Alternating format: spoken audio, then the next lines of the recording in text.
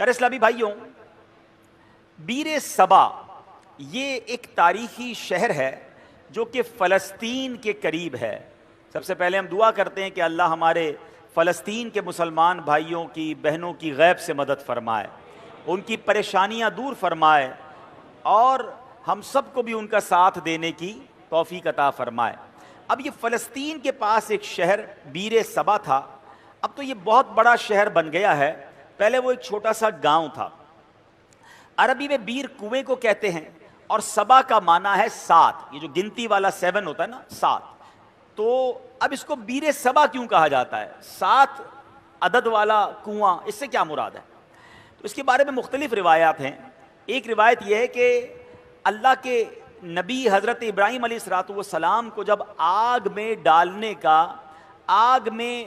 کا واقعہ پیش آیا تو آگ جب آپ کے لیے گلزار بن گئی، اس واقعے کے بعد آپ نے ایک علاقے بابل کی طرف ہجرت کی اور مصر سے ہوتے ہوئے اس جگہ پر پہنچے جہاں یہ بیر صبا یہ کنواں موجود ہے۔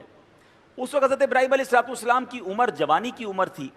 اللہ پاک نے آپ کو بہت سارا مال عطا فرمایا، آپ کے پاس مویشی جو تھے، گائے بھینسیں اور دیگر جانور بہت زیادہ ہو گئے تھے، یہاں تک کہ لوگ آپ کو شیخ صالح نیک بزرگ کے نام سے پکارتے تھے۔ اللہ کے آپ نبی بھی تھے تو آپ سے بڑی لوگ محبت کرتے تھے، آپ کو شیخ صالح کہہ کے پکارتے تھے۔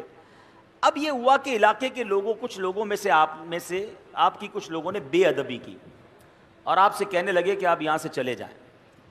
حضرت ابراہیم علیہ السلام نے کوئی لڑائی جھگڑا نہیں کیا، اپنا سامان اٹھایا اور آپ اس علاقے سے چلے گئے اور جبرون نامی شہر تشریف لے گئے، جس کو آج کل اس شہر کو الخلیل کہتے ہیں۔ بہرحال اللہ کریم انبیاء کرام کی یہ ادبی کیسے معاف فرماتا؟ اللہ پاک تو اپنے نبیوں سے بڑی محبت فرماتا ہے، رب کریم بے ادبوں کو ضرور سزا دیتا ہے۔